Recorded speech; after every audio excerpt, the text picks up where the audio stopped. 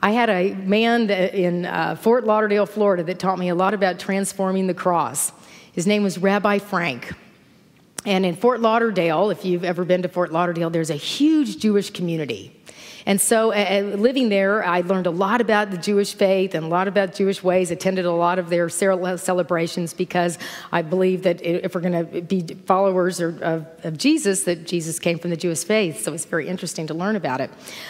So on Friday night at Unity of Fort Lauderdale, we'd opened our church to the non-Orthodox Jewish group, since we were pretty non-Orthodox ourselves, right? And so the Jewish folks would come in, and they had their tambourines and their cantors, and they would just have this great fun service. And so Rabbi Frank led them, and in the back of that wall there that we have between the sanctuary and the narthex, we had crosses in the sketched glass in the wall. And so one of the parishioners had come up to Rabbi Frank and said, "Rabbi Frank, how can we be here having our Jewish service? There's crosses in the back in that glass." And Rabbi Frank said, "Oh, sir, those aren't crosses. Those are T for Torah."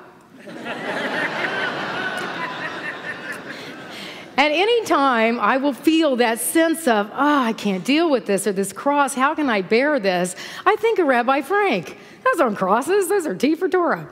And it allows me to just understand that as heavy as life can feel sometimes, and it can, friends, that I always have the opportunity to see it differently. I always have the opportunity to understand this story and this lesson that Jesus was giving us is that thy will, not my will, be done. Help me understand that I am only in this human vessel for a period of time, that I am spirit going on and the spirit expressing, and that I am an instrument through which God works, and it allows me to soften up with I've got a problem and you don't, or no one understands it, or it's too big for me. And I get to share it with people, certainly being in community, and I get to really get to pray for a higher vision to come to me and come through me.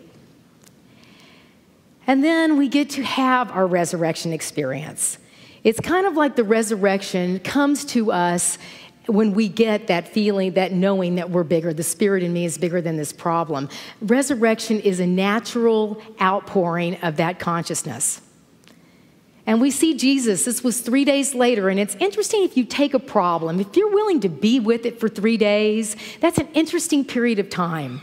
You know, if you're willing to not have to react and make somebody wrong, and if you're feeling angry, take some time to talk to somebody that's not part of the problem so you get those answers, and to take 3 days to have some kind of an insight so when you re-enter whatever that situation is, whether it's a conversation with a friend or a coworker or something you're trying to know about yourself, you'll have a greater insight.